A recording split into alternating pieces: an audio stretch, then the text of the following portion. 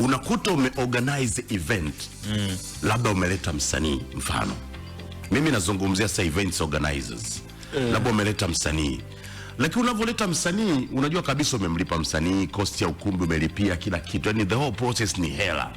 Lakini kinachokuja kushangaza, mshikaji wako wa karibu ndo anakuwa mtu wa kwanza kuomba complimentary. Yani washikaji wamezidi slope, badala washikaji na wanatakiwa wasapoti jambo. Yani mimi Castro, ukiandaa gigi lako inabidi mimi nikuchangie wewe. Yani bwana, kwenye ushikaji ili Castro asogee, mimi inabidi niwe wa kwanza kulipia. Lakini matukio mengi ambao washikaji wanafanya, sisi ndio wa kwanza kwenda kuwaangusha.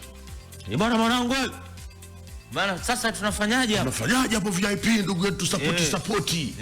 Eti yani aingie bure, afu muonekano wake ndo ana support. Hiyo inaingia akilini kweli? Hizo ni chakutangazo nyingi hizo. Au unakuta sasa umeandaa event yako, alafu mtu wa chombo cha usalama ndo anakuja kukagua mazingira ya tukio lako. Na yeye tena anakuja na wanae. Vijana wangu hapo. Haina shida vijana wangu, ngoja achacho waingie huko kati tunafanya mambo. Ile ni hela. Watu wamewekeza. Tunahesabu faida pakichwa.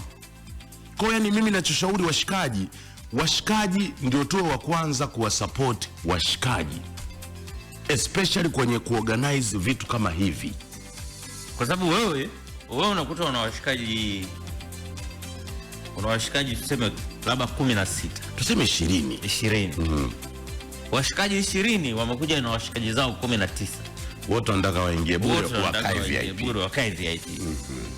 Na ticket ya VIP tunazungumzia labda ni 30,000.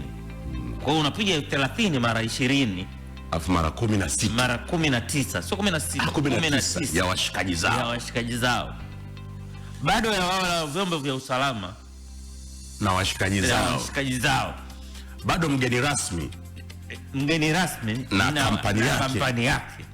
Bado bouncer hajaingiza wanae, bado mtu wa sound hajasema hawa ni wabebaji. Bado mtu wa lights anasema huyu ni fulani. Sasa mpaka event inakuja kuisha, una watu 90 au 100 walioingia bure. Umeandaa event, una mahusiano, mama naye kaja na wanae. Yaani ni hasara juu ya hasara. Kwa hiyo sasa hivi events nyingi hazifanyiki ama zinasanda kwa lugha ya Kiswahili. Kumbe kuna vitu vingi, kuna makando mengi yanachangia.